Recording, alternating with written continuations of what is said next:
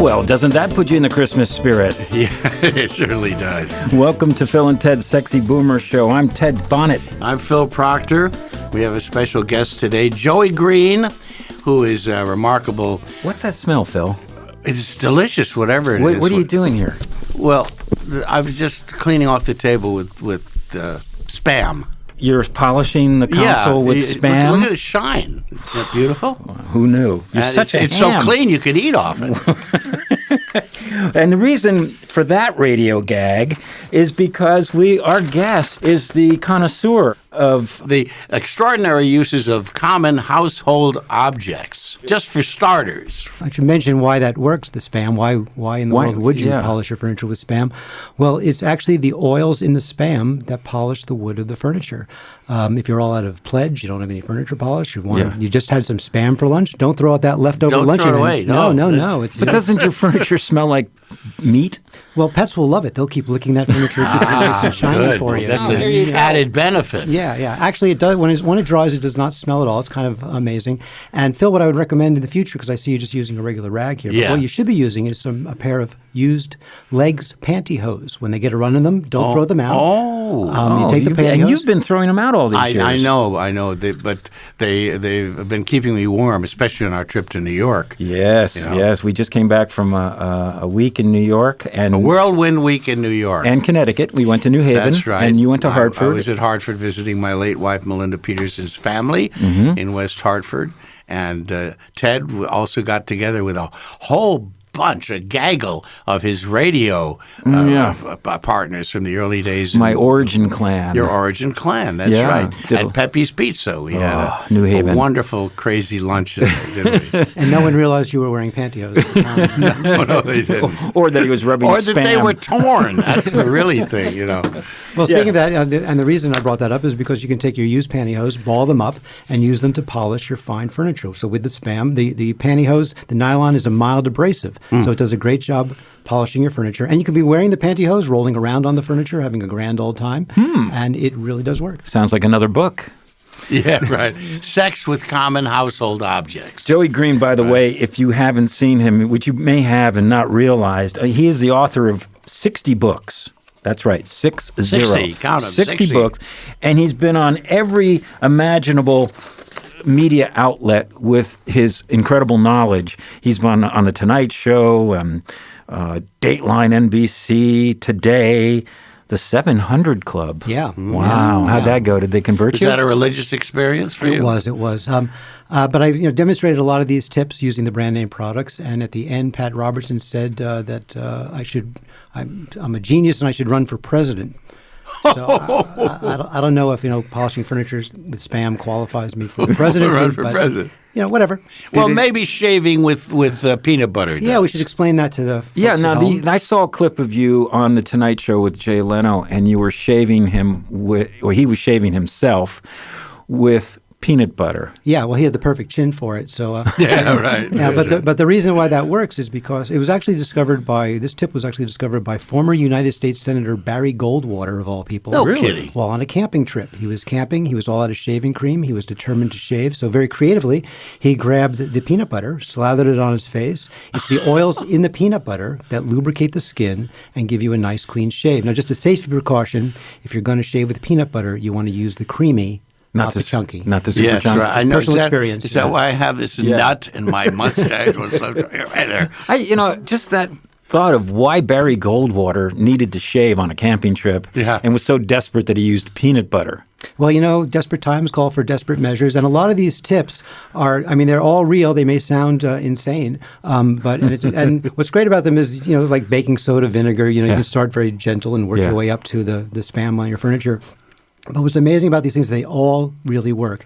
And it's because people were in a desperate situation, and it's American ingenuity at its finest. A lot of products like that, like Wrigley Spearmint Gum, for example, our soldiers in the military would always use it to patch, if there's a leak in a gas tank on a Jeep, they would use a piece of chewing gum. Sure. Right? And Also, we were talking about the peanut butter. Yeah. It has all other sorts of. Actually, it's the pantyhose. Our troops in Vietnam, they're in these They both swamps. start with P, so that's okay. Yeah. They with the pantyhose, they were in the swamps in Vietnam, and there's leeches, so they would get pantyhose and wear pantyhose under their uniforms. So rather than all these incredible applications like Cheese Whiz, which finally you came up with something useful for Cheese Whiz, which is to take grease stains out of clothing. You're not approaching this as a chemist. It sounds like you're a social scientist, and you're. I'd like to know how you got started on this adventure. I mean, yeah, and we go back now. You worked. You were a freelance writer for the National Lampoon, so you have a comedy writing background. Yeah, right. And so I wrote. And by the way, you could use the National Lampoon as toilet paper back in those days too. I believe so. Is that where it started? I think that was the Sears catalog. Actually, was yes, right? oh yes. So there you go, American ingenuity. Right? That's right. All right. So I was writing for National Lampoon, did that for several years, and then I wrote an article in Rolling Stone on why the National Lampoon wasn't funny anymore. And before that came out, I thought, I better get another job. And so I accidentally got a job working at J. Walter Thompson writing TV commercials for Burger King. It's a small hamburger chain. I don't know if heard of a little place. I don't know if you've heard of it at all. And one day I was asked into a meeting. They had all these strange meetings in the advertising agency. And they asked a group of us, I think there were about like 6 of us, into a conference room. And Nestle's was another one of our clients. And so they had this like selection of Nestea and coffees and everything. And they said, we'd like the group of you to come up with alternative uses for Nestea, the iced tea drink mix, so we can sell more Nestea to the American public. And I thought this was the dumbest thing I'd ever been asked. Like, why are you wasting my time? But they had a nice selection of coffee, so I thought, I'll just drink a cup of coffee here for an hour, and this meeting will go away. Mm-hmm. And one of the guys in that meeting was an avid sailor. He went out in his sailboat every weekend in New York Harbor in the summer. And he said one weekend he got really badly sunburned. He was red as a lobster. He was in a lot of pain. So he went back home, and he went to his pantry, and he grabbed a jar of Nestea. And he was an account guy on Nestea, so I imagine he had a lot of Nestea, right? And he took the whole jar of Nestea, the powdered mix, emptied the whole jar into his bathtub, filled it with cool water, and soaked in it. And we all looked at him the same way you're looking at me right now, like you're crazy, you've lost your mind. And I said, that's not what they meant by take the Nestea plunge. You're taking it way too literally. Right. Oh, I did one of those commercials once. Did you really? Yes. And but he said, no, really, it's the tannin in the tea that relieves sunburn pain. He said, if you're ever badly sunburned, do it. You'll think of me and you'll thank me. And right then and there, I realized this belongs in a book. And so I started contacting all the companies. It was before the internet. So I'm writing letters to all the companies saying, what are people writing into you? What are all the crazy uses for your products that you're not advertising? Interesting. And found out you can clean toilet with Coca-Cola, which has now gone all over the internet. I'm the first one to you can report clean that. anything with toilet. With Coca-Cola. My father had a story in World War II. He never drank soda, and I asked him why he never drank soda. He said, because when I was in the Army, I spilled a little, it was either Pepsi or Coke, on the lapel of his heavy Army fatigue and didn't clean it, and the next day there was a hole burned in it. So I don't drink soda. That's why I don't drink they soda. also used it in the Army and in college, back in the day. If your car won't start and you open the hood and there's all this corrosion around the battery terminals, if you pour Coca-Cola on it, it eats away the corrosion. It disappears as you can start your car up again. Oh, isn't that appetizing? And you can also clean a toilet, as I mentioned. You just pour a can of Coke into your toilet, let it sit for 15 minutes. Brush and flush. It's the ascorbic acid, the citric acid, and the phosphoric acid in the Coke that cleans the vitreous china of your toilet bowl. And it doesn't have to be a brand new can of Coke. That 2-liter bottle in your fridge. If it goes flat, don't pour it out. Don't pour it down the sink. Pour it in your toilet. Kill 2 birds with 1 stone. Also, a Coke on your driveway. That oil stain on the driveway that might be there for 20 years or whatever. If you take a can of Coke, pour it over the oil stain in your driveway, let it sit overnight. In the morning, take your garden hose. It's a degreaser. It will get the oil stain out of your driveway. I hope you're taking notes, Phil. Now, if that oil stain's been there for 20 years, get yourself a six-pack. I'm taking notes with a piece of celery dipped in Coca-Cola Cheese Whiz. On Cheese Whiz, right. Well, I should mention the Cheese Whiz because you brought it up and maybe listeners I'd always loved Cheese Whiz, not to eat, but just the notion. I just like to use it as an expression. Cheese Whiz! Well, you can actually use it to remove grease stains from clothes. You just, if there's a grease stain in your clothes, just take the Cheese Whiz, take a spatula or whatever, rub it into the grease stain, let it sit for a little while, then throw it in your regular wash with your regular detergent, whatever you're using. The enzymes in the Cheese Whiz will eat through the grease stain, and it comes right out of your clothes. Wow. And you can be having cheese and crackers at the same time that you're doing laundry. So, Okay, so if that wasn't weird enough, what are some of the weirder discoveries that you've made with common household ingredients? And did you start then doing this on your own at home? Yeah, all by myself. And your wife Debbie's going to hang out with your you? wife Debbie's here with you today. Yes. How about that, Debbie? Did he, start using your own stuff, and what was that like? The only thing that was good was that he'd open the pantry and go clean something. So I was Good. He'd open the pantry and go clean something. Okay, good. Yeah, well, one of what I love is that you can mousse your hair with Jello. So if you're having a bad hair day, you don't have any mousse, you don't have any styling gel, you're all out of hairspray, just go to the refrigerator, grab a bowl of Jello already made, a little dab will do you. Just rub it any flavor you want, rub it through your hair, comb it back.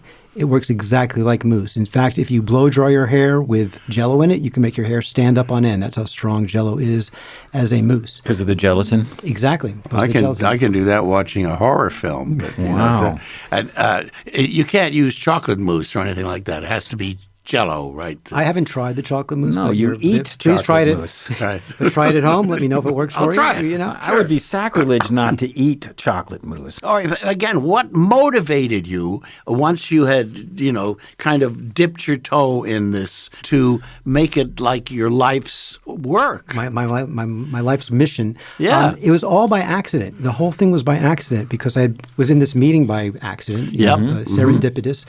And also, like sometimes when you get an idea and you just become a magnet for those ideas. So like people just out of the blue, like I get a copy of USA Today, which I never read or never subscribed to, but like I'm on a business trip and the paper comes to the door and there's a cover story about all the other uses for WD-40. Aha. And the spam was reported by the New York Times Sunday magazine, and a friend just handed it to me thinking, oh, this might interest you, but had no idea I was on this kind of pathway. And then I did one book, and the book was called Polish Your Furniture with Pantyhose, which we were just talking about. Good. And the problem was that, and this is the real true confessions here, is that I did a book and I had like 50 products. I went to Ralph's up in West Hills in You were San living Fernando Valley. in California at that time. Yeah. Actually, it was in Sherman Oaks. Forgive me. Forgive me, Ralph's. And I went shopping, picked out 50 products, contacted all the companies. And the publishing house, when I sent it all to them, the lawyers, when they read through it, they loved it. And that's always a problem when the lawyers love it because then they read everything. And they were like, you got to get permission from all the companies to say all this stuff. So then I'm on a letter writing campaign, again, to all the legal departments of all these, companies. Major corporations. Coca-Cola and Kraft. And Unilever. Yeah, and all these guys. Yeah. And half of them said yes, and half of them said no. And I was like on this deadline. And so the book, The Polish Your Furniture with Pantyhose, was supposed to be twice as long as it was. But because I couldn't get all the permissions, they were like, we're just going to go ahead and publish it. And so now I had more material left over for a sequel. And since the first book did well, I was like, I'll do a second book, which was called Paint Your House with Powdered Milk. Which I found out because once I did book number one and I had a website and then people started emailing me all their tips. Yeah. The American colonists used to paint their homes with milk. Really? And what they would do is they would mix it with different colored dyes, pigments, and because the milk is kind of the glue that holds the paint, the pigment on the fat? Yeah. The emulsion. Emulsion. And so it would hold the color to the walls. And so nowadays, I would just grab carnation non-fat powdered milk and use that and mixed it with pigment, and it works. You can paint a house with... And it's waterproof? You have to let it dry well, but once it dries, it is waterproof, and it's incredible. So I did that book, and then I did that took off, and so I did another book called Wash Your Hair with Whipped Cream. And then what you mentioned, Clean Your Clothes with Cheese Whiz. And I thought it was going to be one book. I really did. I just thought it was just funny, but it turns out it's also very useful. Were these point of purchase type items that you found at the checkout counter, or was it impulse buys? Or No, the book was just in bookstores everywhere. And also... I had done a couple of books before that, and usually the publicity department says, oh, we'll get you on all these TV shows, and then nothing ever happens. Yeah. And on this book, they say, oh, we'll get you on all the TV shows. And I'm And like, it happened. Yeah, it happened. And I was on the Today Show, and Katie Couric just loved this stuff. And it was, and then What stuff in particular? she loved that you could polish a diamond ring with Efferdent, the denture cleansing tablet. Oh. So on the show, I had the Efferdent and I had the glass of water, and I had like a piece of costume jewelry to throw in. And she said, no, let me use my diamond. I just got married. So I cleaned Katie Couric's diamond engagement ring with Efferdent, and she just loved that. And she loved the what spam fun. also. And Gary Trudeau, I guess, didn't mind. no, you're thinking of Jane Pauley. Oh, Oh, okay. right. I correct myself. Is there any product for that when you get things wrong like that? Anything? Mayonnaise. Oh, thank you. Eradication. So one book led to another book. Now, did you write books on other subjects in between to kind of clean your palate? Yes, I did. I've done all sorts of stuff. No, I'm looking down the list. It's amazing. I did a Gilligan's Island handbook. Interviewed the entire cast and crew of Gilligan's Island. Wow. And did a book on Get Smart and interviewed all the cast and crew of that. Buck, did you With talk to Buck Henry? And Yeah. Wow. That must have been an interesting time. It was really fun. The most fun, I think, was with my wife, Debbie, who's sitting over there. Like one night, we were living in Sherman Oaks, and the phone rings at 11 at night, and it was Buck Henry. And I wasn't home. And so she had this long conversation with Buck Henry, who was saying, oh, it's so difficult being a writer, and it's so Yeah, hard. yeah. And he was in New York at the time, so 11 o'clock here was like 2 in the morning in New York. Oh, Like, yeah. what are you doing up at 2 in the morning? He was up. I'm writing, I'm writing. He was an interesting guy. He was a Yeah. sweet guy. I love Buck Henry. He used to like to go to Plato's Retreat and sit in a chaise lounge and watch. And observe. Well, I like to watch. Right. Peter Sellers. Yeah, I can see where this is an absolute darling for publicity, because what TV host doesn't want to be lathered in Jello? Yeah, and I had never really been on TV before, so I didn't know, this is all new to me. I'm a writer. I'm sitting at home hiding behind a keyboard. But it's a visual thing. It's, Yeah. So I've smeared mustard on. We can do it right now, Phil. I got some French's mustard here. Go ahead, Phil. Strip down. Well, as I was saying to you when we were having a little breakfast, when I was a kid and doctors would actually come to your homes, house calls, I had asthma. So a common cold became a threatening thing for me. And the doctor prescribed mustard plasters. Yeah. All right, which I guess fell out of favor because it was like a new idea when you wrote about it, right? Yeah, well, it fell out of favor because Vicks Vapor Rub came along. Oh, right. And kind of That replaced it. And what you find out is I just remember with my grandmother, sitting with her, and you say there's some problem, and she'd say, "Oh, just use vinegar," right? And you're like, "Come on, Yeah. Grandma, they invented a product to do this. We just use the product." Hey, that they listen, had." I'm of Amish ancestry, and cider vinegar and honey, Yeah. that'll cure anything. So these you are know? these folk remedies. Yeah, it's all stuff that Grandma would have told you about, and they all work. And open your shirt, Phil, and we'll just take this mustard here. Yeah. Yeah, And go I'm ahead. just- Oh, this I right, gotta right, see. right. This I gotta see. Wait, let me get the pantyhose down there. Oh, Okay, here. it's a good thing this is a Yeah, radio so here's the show. French's mustard. I'm just going to squeeze some of this mustard on your chest there. Yeah. And all I'm right, just going I'll to rub it in there. No, I can do it. Just take your They hands. look like a big wiener, Phil. Yeah, I feel like a big wiener. But And do you should feel I the rub heat? some on my buns? What do Well, you say?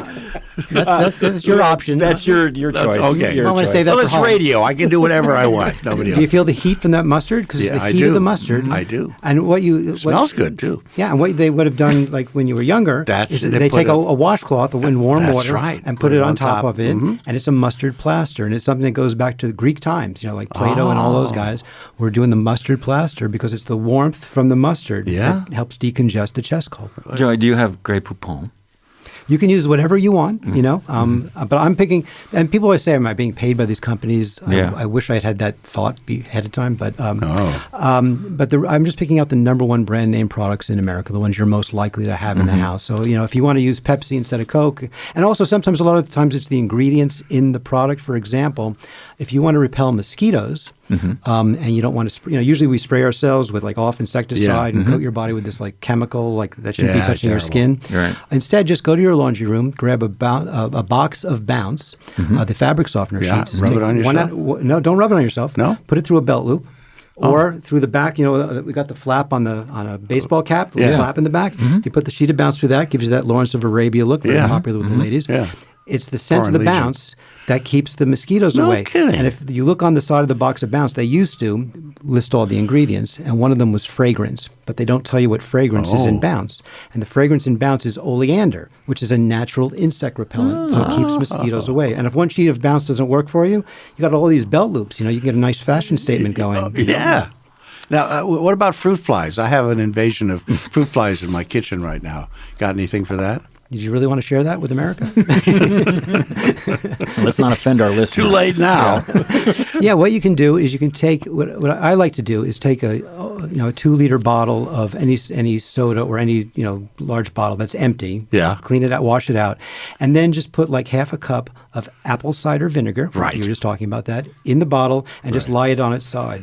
And what happens is the sweetness of that vinegar, the smell of it, attracts the fruit flies. Yep. They go into the bottle. They can't kind of figure their way out because the acids in the vinegar kill them.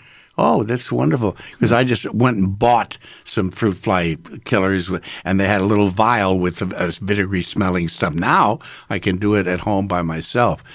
So I'm raising fruit flies, you see. So sometimes have it just extra- gets overwhelming. Yeah, and to those listeners out there, I have to cull the crowd, the flock, as it were. yeah, and those listeners out there who care about fruit flies and don't want any harm coming to them, we apologize for this previous Right. announcement. Yeah, That's no right. fruit flies were harmed in the making of this particular radio show. So, what were some of the other topics that you wrote? I know that we got together when you were writing a book of the sayings of Marx and Lenin. The parallel sayings? Right. Yeah. Inspired apparently by our Firesign Theater album, How Can You Be in Two Places at Once When You're Not Anywhere at All, which had the two faces of Marx and Lenin on the cover. Exactly, and it said "All Hail Marx and Lenin." That's right. And it was a picture of John Lennon and Groucho Marx instead of the others. Yeah. And that actually inspired me deeply to do a book. I decided to do a book if I can get the matching quotes of John Lennon and Groucho Marx.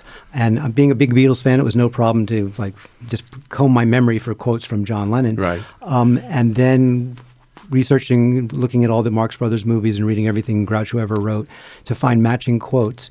And so it's on each page of the book is a quote from John Lennon, a quote from Groucho Marx. Right. And it was a lot of fun. And Yoko wrote the intro to the preface to the book. Yes, nice. And Arthur Marx, who was Groucho's firstborn son, wrote the introduction to it. And so it was just something I did out of love because it was just really fun to do and find the quotes. And I thought it would be something that John Lennon and Groucho Marx would get a big kick out of. And then I found out, interestingly, is that I was like, did Groucho and John Lennon ever meet? And it turns out that when the Beatles played the Hollywood Bowl, Groucho brought his daughter to the concert. Oh. And then there was a party hosted by Bob Eubanks, who had sponsored the show. Right. He does a great lecture thing about the Beatles. Yeah. And so they had a party in Beverly Hills that the Beatles came to and all the Hollywood celebrities came to. And so I was talking to Bob Eubanks and I said, so just out of curiosity, do you know if John Lennon met Groucho Marx? And he said, well, Groucho did crash that party, but he didn't know. And as far as I know, they never actually met or had any contact. I met John briefly once and gave him a Not Insane button. Okay, Papoon for President, and which he wore in one of his documentaries with Yoko. You see in the documentary the little That's wild. button they gave. Yeah, well, it's absolutely amazing. We had lunch. You were honorable enough to get in touch with me and ask for permission, I guess, to use the idea, Yeah. which is unheard of because you can't really copyright an idea, Right. But it was very sweet of you. And we had lunch with Groucho's son at, was it the Magic Castle? At the Friars Club. Oh, it was the Friars Club. Yeah. Oh, yeah. Long gone, unfortunately. Yeah. It was a fun day. That's how we met. Yeah. Here's an interesting book title that you did, Dumb History. I imagine that's you're probably doing a new volume right now. And you live in Florida. So, Yeah. I mean, you must have just, is this It's a 100-volume set. Is this a memoir? Dumb History, the stupidest mistakes ever made. What's that about? That was really fun. That was just each page or like a paragraph on each page of some just really funny thing from history that's just really, really dumb. Off the top of my head, I can't remember any of them right now, but the Trump years was just such a plethora of Oh my God! material So this is on a really triple- recent book. No, this was prior to the Trump administration. Prior to so the it was Trump like, years. Oh. and that just like made it possible to do another. Oh my I God! could do I mean, another 200 books. Yeah. But it was like that kind of stuff of just really stupid things from history. For example, here's just like one crazy one. In the country of Malawi, in Africa, about a third of the country is Lake Malawi, going from north to south in the country. And so the lake was named by David Livingston, of historic fame. I presume, Yes. yes. And so he named the lake. He asked the natives, what's the name of the lake? And they said Malawi. So he said, okay, it's Lake Malawi. Well, Malawi means lake. Yeah, right. Lake. Right. So it's Lake. Right. It's like the name for Eskimo, which is the people, right? Yeah. You're listening to Phil and Ted's Sexy Boomer Show. This wonderful show today with Joey Green. Just wait, does this officially make me a sexy boomer? Yes. Of course. Of course. Anybody. Debbie, you heard that, right? Well, ask your wife. Hey, Debbie, what do you think? Sexy boomer. Sexy boomer. So remember that term, sexyboomershow.com is where you can find all the shows, sexyboomershow.com. Our guest today, Joey Green. All right, so we've learned how to paint our houses with milk. Now, mayonnaise. We haven't discussed mayonnaise. Or actually, Oh. let's talk about Miracle Whip. Oh, All right. Even sexier. Is that a whip that doesn't leave marks on your body? Well, here's what's great about Miracle Whip. You can give yourself a facial, a luxurious facial with Miracle Whip. Now, you go to a salon, you get a facial. It's going to cost you $75, $100, $125. All you need is a jar of Miracle Whip. And what you do is you take the Miracle Whip and just smear a thin coat on your face, avoiding your eyes, obviously. Yes. And then you lie down. You're going to want to lie down because the smell of Miracle Whip is very pungent. It'll knock you right off your feet, like smelling salts almost. But lie down with it on your face. Right away, you're going to feel this wild tingling sensation. It's a rejuvenating facial. It cleanses the skin and cleans the pores. And then what you do after leaving it on for as long as you like, 5 Just minutes, apply 10 peanut minutes. butter and make a sandwich. You can do that if you're so inclined. I like mayonnaise and peanut butter, by the way. I really do. That's an interesting combination. Wow. I'll say. But to wash it off, you just wash it off first with cool water And then Coca-Cola. and then warm water. No, I'm sorry. Or Cold Coca-Cola. water and then warm water. Okay. Yeah, so because it opens the pores, closes the pores, and it's a rejuvenating facial. And you would not believe how amazing it feels. If you don't have any Miracle Whip at home, you can also use Phillips Milk of Magnesia. Use a cotton ball, smear it on your face. Same thing. You could also use Dannon yogurt, any flavor you want, Ooh. as a facial treatment, or even Pepto-Bismol. If you're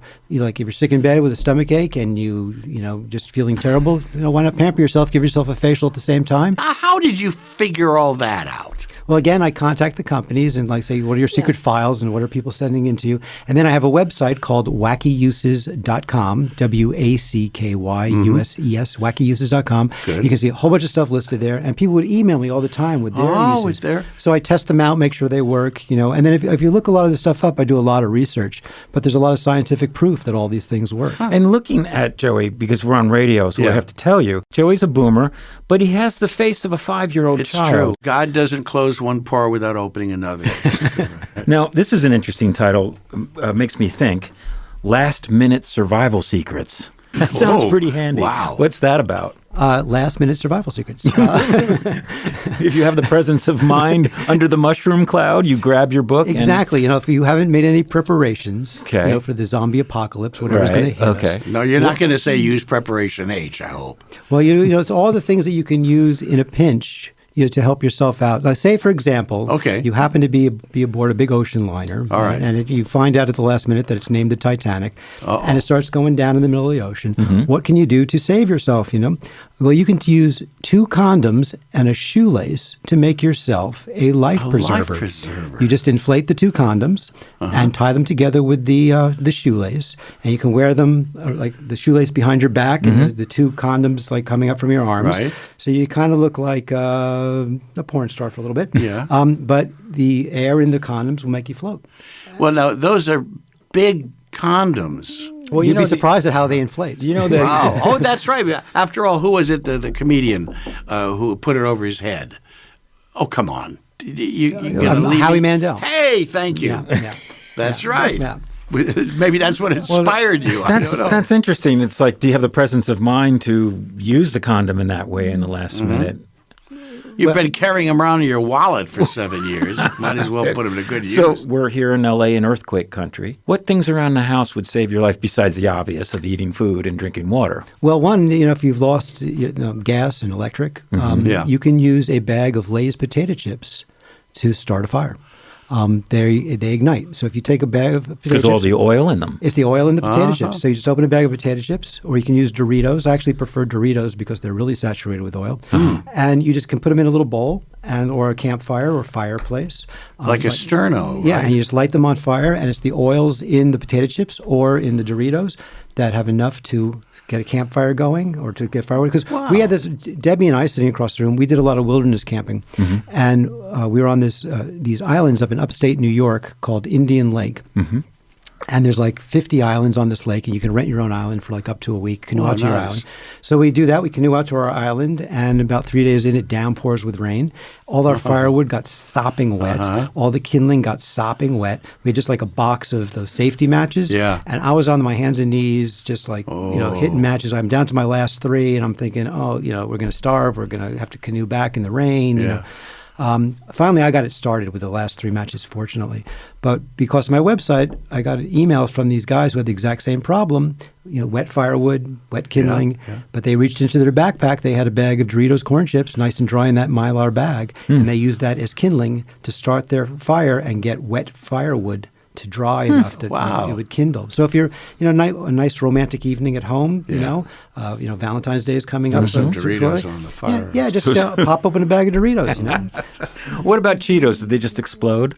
I haven't tried with Cheetos, but do let me know. Unbelievable. Here's another book, Hell Bent on, because now, Joey, you've written 60 books, and I'm just going down this enormous list. How much time do we have? If I talk 1 minute on each book. Here's an interesting hour. book called Hell Bent on Insanity. What's that about? That was my first book, and that was a collection of college humor. I was the editor of the humor magazine at Cornell University called The Cornell Lunatic, and got together with all the other college humor magazines at the time and put together a book of the best of the college humor magazines from the 70s and early 80s. Oh, that was a Did you get to fertile the period. Yale record, by the way? Did get to the Yale record. Good. And the Harvard Lampoon? The Harvard Lampoon didn't want to participate, which gave us much more pages for ourselves. But the Yale record was included, the Dartmouth Jack-o'-lantern, the Columbia Jester, the Stanford Chaparral. What fun. So many great comedians and writers came out of those very countercultural, almost radical comedy publications at the time. Have they survived the internet? Are there campus publications? Yes, there are still campus humor magazines. And in printed? fact, yes. And amazingly, during COVID, I thought for sure the Cornell Lunatic, I thought it was going to die because it was COVID. And there's how are they going to do anything? And the universities were cutting back funding at that point. They were keeping the money to themselves. It was a good excuse for the universities not to finance student organizations. But the Cornell Lunatic survived it. They just went they did it online. And then when COVID dwindled down, then they printed the issues that they had not printed. Interesting. So all those, basically the Ivies, mostly University of Michigan, the Michigan Gargoyle. So they're still publishing, and it's great because it's like the ultimate in free press. Have they bowed to political correctness, or is No. it fodder for them now? No, they don't really care. That's the whole point, isn't it? Yeah, it's just total freedom of press, Yep. and they're Weird, independent of all the universities, so they just do whatever they want. Well, good and news. it's great. I mean, they're more sensitive, of course, than we were back when. Yes, so right. which is great too. And there's a lot more people of color or students of color, I should say, and women. In fact, recently at Cornell, the editor of the humor magazine was a woman, or the top editors were women for the past several years, which is fantastic because it used to be very heavily male dominated. Oh, absolutely. Sure. Sure. Yeah. Well, especially in a male school like Yale. And at Harvard, it was Conan O'Brien. All these guys came out of Harvard. And Colin Jost and Colin Jost, yeah. And I'll tell you a book that would be fun to talk about that I almost forgot about. Is a couple of years ago I wrote a book with James Patterson, the big mystery novelist? guy. Yeah. And it's a children's book. It's a middle grade book called Not So Normal Norbert. And I've heard of that. Right, I think I read it actually. What's that about? It's about a boy who's about 12 years old, and it's kind of America, or it's the United States of Earth, and there's like a big brotherish type leader of the world, and he stands up on his desk at school and does an imitation of him and is banned to another planet on the other side of the galaxy, or the universe rather. And but on that planet, all the kids there are creative. So it's like he's been banished to this place thinking it's going to be a jail, but all these kids are creative, and it's the first time he's had the freedom to be creative. Yeah. So they're doing kind of like a Saturday Night Live type show on this planet, and then I won't tell you what happens from there. But yeah, it's really fun. I had an interesting thought the other day. With all of this, the war against diversity, which is really what's happening in the whole world right now, how are we ever going to be able to accept alien life on other planets before we can accept diversity on our own? I'm glad you raised that question, Phil. Because you must have a book on that, right? That'll be your next book. I think the answer is probably back to spam, you know. As a prolific publisher of 60 titles, you have seen the ups and downs of the publishing industry. I know authors who have been successful with major publishing houses, and some of them have opted to go to Amazon and self-publish just because it's quicker, less bureaucracy, and more money per unit. How's that affected your business mode? I prefer to go with publishing houses because publishing houses, it's old school. But what's great about a publishing house is that they've got ideally, they have all the resources to get the publicity. The expertise and the infrastructure. Because it's all about distribution and publicity. And you can self-publish a book on Amazon or wherever, and there's Lightning Source and other places you can do it. And that helps you with your distribution because you can now sell it anywhere. Yes. But the problem is always publicity. That's right. Because if it's not being publicized, and nowadays many of the publishing houses are saying, well, we want the authors to be able to have a large platform on Facebook or Twitter or whatever, or Instagram or whatever, or YouTube, and we want you to be doing the publicity for us. Right. And which is just kind of, unless you have that kind of resource, I mean, that's a full-time job. Okay, here's the title. The Bubble Wrap Book. Yes, that was really fun. So I don't know when it was. I was on some TV show here in LA, and there was that was it. It was called The Mommies. There were these two women that had a show called The Mommies. And so I was on the show to demonstrate these uses for products. And another guest was the duct tape guy. There were a series of books on alternative uses for duct tape. Sure. And his name is Tim the duct tape guy. And we were just talking back in the green room. We were just like having some fun, talking about the different books we're working on. And there was another person there, I don't remember who. It might have been Beverly D'Angelo from National Lampoon's Vacation. She was another guest on the show. That's right. And they were looking like, you two guys could get together and write a book together. And we were like, that's an interesting idea. We just met, and there was a crate. There was a guest on the show from Ripley's Believe It or Not, and they had all these things from their museum that they had brought in crates with bubble wrap. And so this person, maybe it was Beverly, pointed to the bubble wrap and said, yeah, you should do a book on bubble wrap. And Tim and I, the light bulbs went off. We went, yeah, we should do that. Wow. So we went down the street after the show to the Roosevelt Hotel and sat there in the bar with cocktail napkins and started writing the whole book. Oh, my goodness. Okay, so where do you go with bubble wrap? Oh, there's so many things you can do with bubble wrap. It's really quite... Popping them, which kids love to do. Yeah, absolutely. And just wrapping things. And I made a big helmet out of bubble wrap. Instead of a motorcycle helmet, you can make this big helmet with bubble wrap. And I made a vest out of bubble wrap. And we were making all sorts of crazy things out of bubble wrap. And so we contacted the bubble wrap company, which is actually called Sealed Air. There's just one bubble wrap company? One bubble wrap. Well, the one that makes bubble wrap. There's all sorts Sealed of... Air. there's all sorts of non-official bubble wraps these days. They don't call them bubble wrap. They're air cushioning product. Okay. And so we got permission to do it, and we just went to town. I would imagine that the petroleum revolution of the 50s and 60s really opened up your so many products came out because of derivatives of oil. Yeah. Well, WD-40 is a remarkable product, and also Vaseline. WD-40, the WD, what does it stand for? Water Displacement Formula 40. So if you come across any WD-39, I wouldn't use it. Don't use that. Don't use that. It's a secret recipe, isn't it? Yeah, it is. And they call it the secret sauce. And it was originally invented for the aerospace industry. So remember the original Mercury rockets and Gemini rockets? Well, they wanted to keep the water off the wiring, because of condensation or whatever before they launched the rocket. Right. So they created this water displacement formula to spray the wiring, and people at the rocket places, wherever they were using this, would steal it, take it home, and use it on their squeaky garage doors. And that's where, and then WD-40 decided to market for themselves and do it that way. Now, Vaseline came out of, I'm trying to remember where on the planet, but it was Chesbrough, right? And it was basically oil derricks, like out in Texas somewhere. To lubricate them, right? No. When they would do these oil derricks, there'd be this gunky white stuff that would come up from the oil derricks. It was like a petroleum distillate. It's like a byproduct of the petroleum jelly is like a byproduct of the dredging for oil, pumping for oil. So people would take it home and they would use it and they'd smear it on, like if they got a burn, they would smear the Vaseline on it, and they realized that it's healing faster. Wow. And so they would start taking it and using it for medicinal purposes, and that's where we got Vaseline from.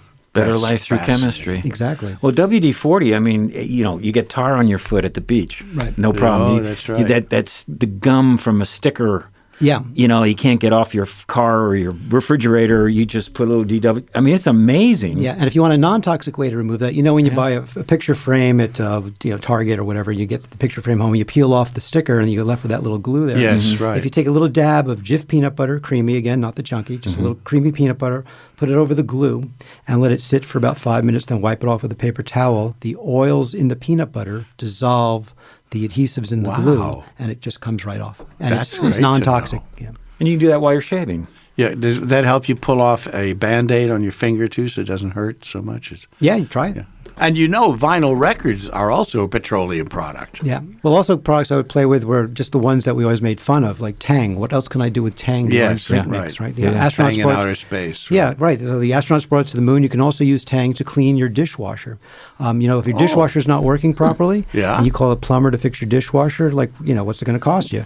Well, what you should do before you call the plumber, because if the plumber's nice, the plumber will after taking your money, the plumber will tell you next time before you call the plumber, take some Tang, the powdered mix, pour it into your receptacle dish where you normally put the Cascade or whatever soap you use, run it through the regular cycle without any dishes in there. The citric acid from the Tang cleans out all the soap scum from the pipes and tubes of your dishwasher. It'll work like brand new. No, wait, you put it in the little receptacle where you put the pod? Detergent, right? Yeah. Wow. Got to try that. Amazing. In the 2 minutes we have left, the Warning Label Book. This is another title that you wrote. Well, you remember back when a woman poured some coffee on her lap or spilled some coffee on her lap? Burned herself. And then from then on, McDonald's had to put the little warnings on the coffee. Coffee will be hot. Yeah. Don't spill it on your crotch. That's right. So the duct tape guy and I, we went through a whole bunch of warning labels on all sorts of products and collected them all and put them in a book with little, funny one-liners to make fun of the warnings. Yeah. And then we also made up some of our own warning labels, stickers that you could appeal to stuff. Well, how did you say you went through them all? How did you do that? I mean, what kind of a research job was that? I went to the grocery store, went to the like Target, and just look at every single product and look at what are the warnings on all of these products, and then also all the manuals that you have at home for your dishwasher, for your baby seat. Looking for all the warnings. Well, you just have too much time on your hands, don't you? Well, thank you. I think the life of our listener just improved dramatically. I'm sure they're out there scrubbing, cleaning, and wiping, and shaving, and massaging, and doing whatever you do with Miracle Whip. And we should get that mustard off your chest now, Phil. Oh, yes. I like it. I think I'll wear it home. Joey Green, thank you so much. What's the website again for people to find out more? It's wackyuses.com, WACKYUSES.com, or you can just go to joeygreen.com, or if you Google spam and furniture, I'm the first guy that comes up for some strange reason. You mean when you Google spam, you're the first guy that comes up? Spam and furniture. Wow. Thanks for having me so much. Really appreciate it. And thank you for making me a sexy boomer. Oh, you're welcome. And I just want to say R.I.P. to my adorable Maine Coon, Redford, the mayor of Wanda Park, the handsomest cat in the world, who was killed by a raccoon who was defending her babies apparently this morning on my street. And he was a beautiful cat. Hell of a great and you were a beautiful cat, because what a consummate professional to have that happen and have you here and be your usual wonderful self. Humor heals. We'll see you next week. It's Phil and Ted's Sexy Boomer Show. Check us out at sexyboomershow.com. I'm Ted Bonnet. I'm Phil Proctor. Remember, there is laugh after death.